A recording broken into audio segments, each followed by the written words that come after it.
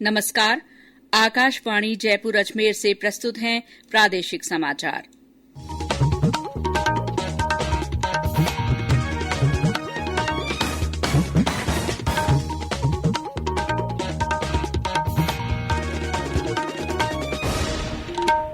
मुख्य समाचार।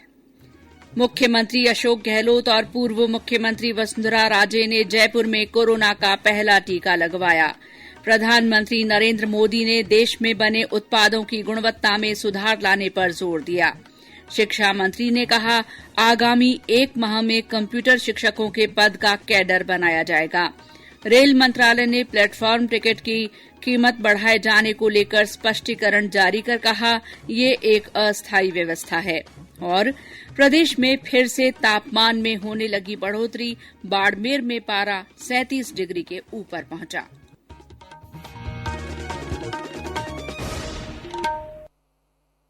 समाचारों के साथ मैं शीला चावला।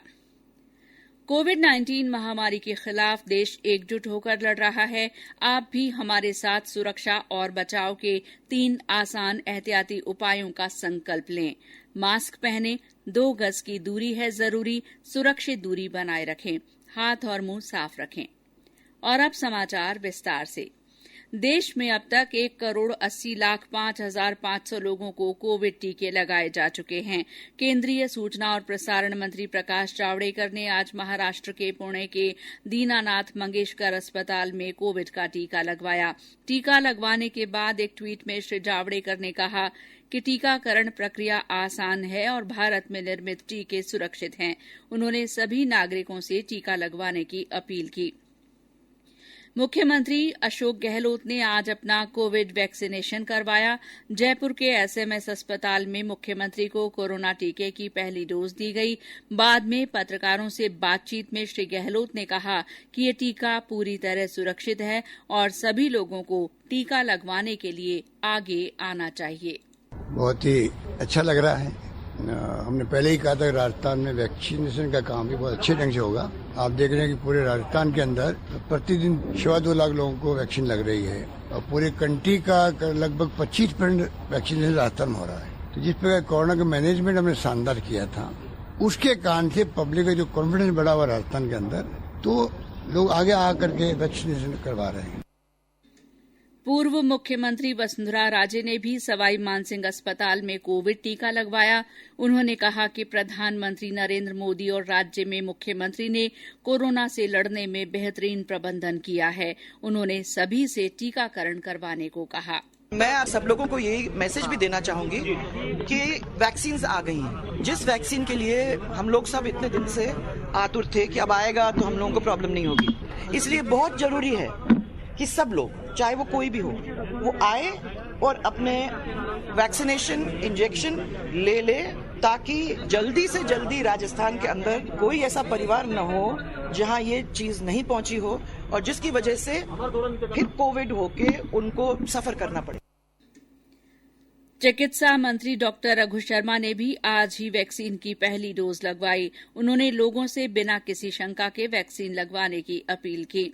वहीं वरिष्ठ प्रशासनिक अधिकारियों के कोविड वैक्सीनेशन के क्रम में आज जयपुर जिला कलेक्टर अंतर सिंह नेहरा ने कोरोना टीके की दूसरी डोज ली। सीकर जिला कलेक्टर अविचल चतुर्वेदी ने भी कोरोना वैक्सीन की दूसरी डोज लगवाई।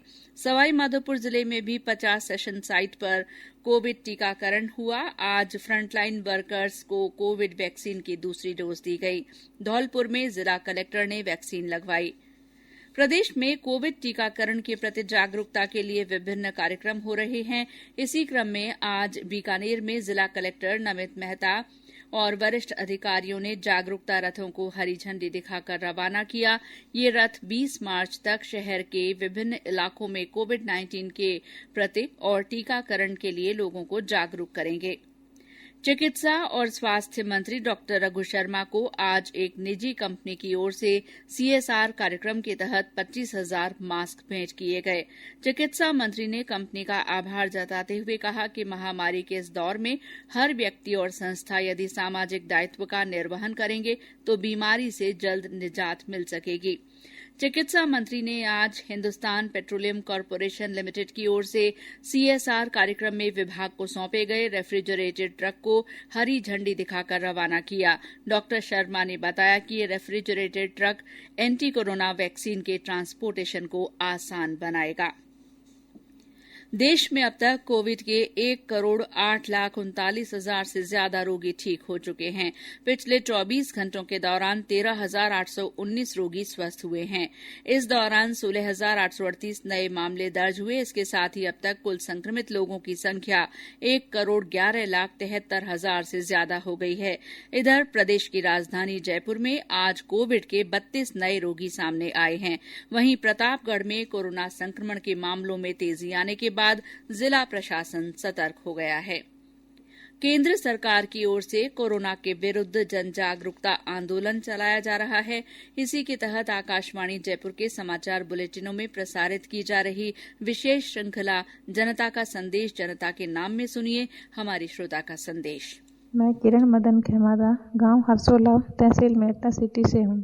मैं आप सबसे हाथ जोड़कर ये निवेदन करना चाहती हूँ कि सरकार के दिए हुए गाइडलाइन का पालन करें, अपने आप को, अपने परिवार को और देश को कोरोना से बचाएं। हमारी सावधानी से ही हम कोरोना से बच पाए हैं और अब हमारे भारत में स्वदेश निर्मित टीकाकरण जो ये हो रहा है उसका लाभ उठाएं। अफवाहों पर ध्यान न दें, टीकाकरण जरूर करवाएं। धन्यवाद।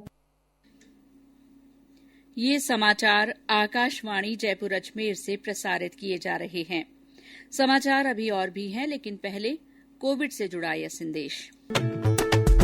खुद को इससे दूर रखना, सोच समझ कर खुद है परखना, भीड़ भाड़ हो कम या ज्यादा, मास्क सदा चेहरे पे रखना, ओ आपस में 2 गज की दूरी रखनी है इस समय। समाचारों में आपका फिर स्वागत है। प्रधानमंत्री नरेंद्र मोदी ने देश में बने उत्पादों की गुणवत्ता में सुधार लाने पर जोर दिया है ताकि उन्हें पूरे विश्व में और अधिक प्रतिस्पर्धी और स्वीकार्य बनाया जा सके। प्रधानमंत्री उत्पादन से जुड़ी प्रोत्साहन योजना पर उद्योग संवर्धन और आंतरिक व्यापार विभाग तथा नीति आयोग के वेबिनार को संबोधित कर रहे थे।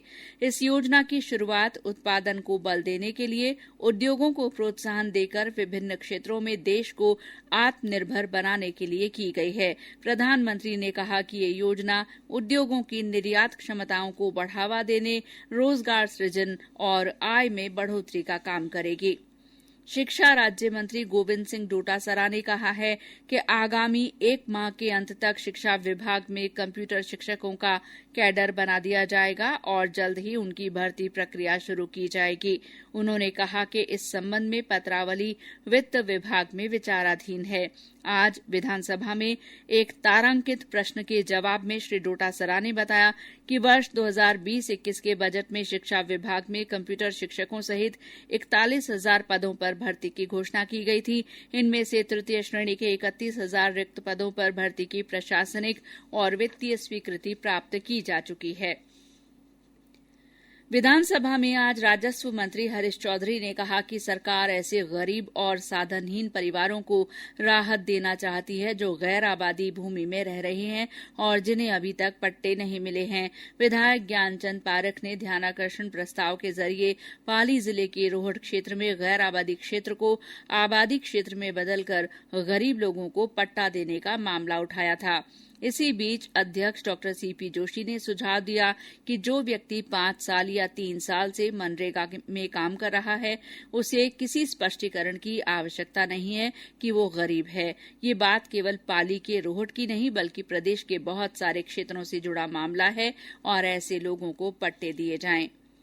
विधानसभा में आज अध्यक्ष डॉक्टर सीपी जोशी ने नीलगायों से फसलों को बचाने के लिए खेतों में तारबंदी कराने की योजना पर सरकार को सुझाव दिया कि वो किसानों की जरूरत के हिसाब से योजना बनाए।